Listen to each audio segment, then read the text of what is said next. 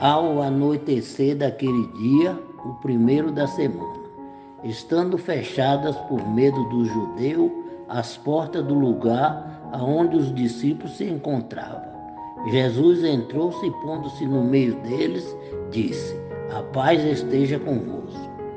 Depois destas palavras, mostrou-se-lhe as mãos e o lado. Então os discípulos se alegraram por ver o Senhor novamente. Jesus disse: a paz esteja convosco. Como o Pai me enviou, também eu vos envio. E depois de ter dito isto, soprou novamente e disse: recebei o Espírito Santo. A quem perdoardes os pecados, eles lhes serão perdoados. A quem os não perdoarem, eles serão retidos. Alegrem-se os céus, exulte a terra, ressuscitou Jesus Cristo.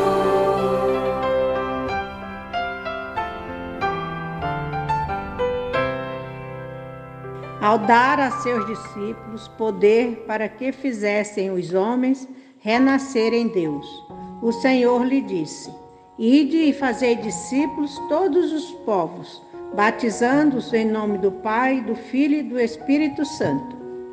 Deus prometera por meio dos profetas que nos últimos tempos derramaria o seu Espírito sobre os servos e servas, para que recebesse o dom da profecia. Por isso o Espírito Santo desceu sobre o Filho de Deus, que se fez filho do homem, habituando-se com ele a conviver com o gênero humano, a repousar sobre os homens e a morar nas criaturas de Deus. Assim renovava os homens segundo a vontade do Pai, fazendo-os passar da sua antiga condição para a vida nova em Cristo. São Lucas nos diz que esse Espírito, depois da ascensão do Senhor, desceu sobre os discípulos no dia de Pentecostes, com o poder de dar a vida nova a todos os povos e de fazê-los participar da nova aliança.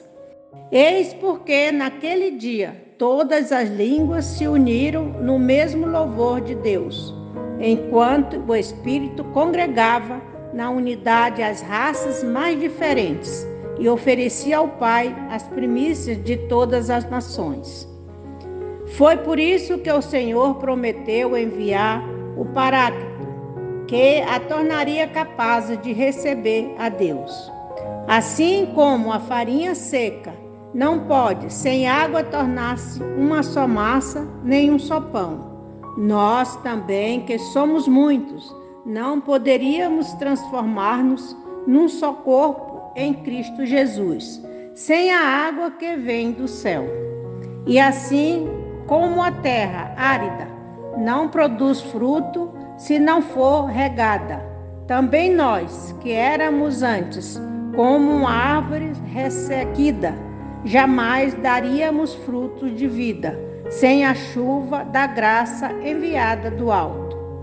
Com efeito, nossos corpos receberam pela água do batismo aquela unidade que os torna incorruptíveis. Nossas almas, porém, a receberam pelo Espírito.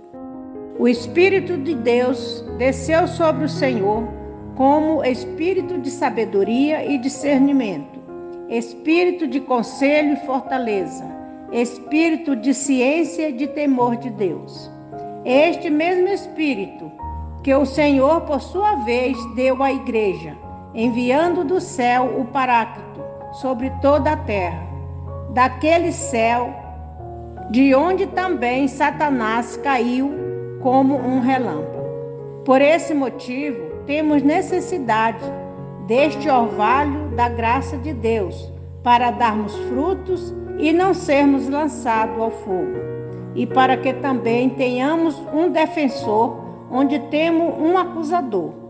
Pois o Senhor confiou ao Espírito Santo o cuidado da sua criatura, daquele homem que caíra nas mãos dos ladrões, e a quem ele, cheio de compaixão, enfaixou as feridas e deu 2 denários reais, tendo assim recebido pelo Espírito a imagem e a inscrição do Pai e do Filho.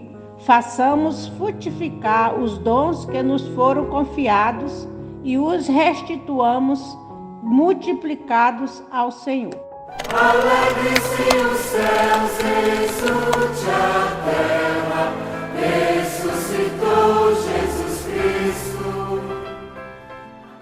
Faça uma experiência de comunhão e de glorificação com Cristo ressuscitado.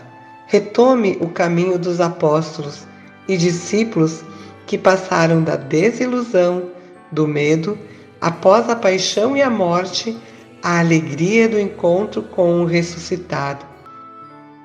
No decorrer da semana, tire um tempo para rezar e meditar. Reserve um lugar na sua casa. Invoca o Espírito Santo. Retome o texto do Evangelho e da Patrística. Contemple as palavras de Jesus. Jesus conduz para o caminho da luz e da vida.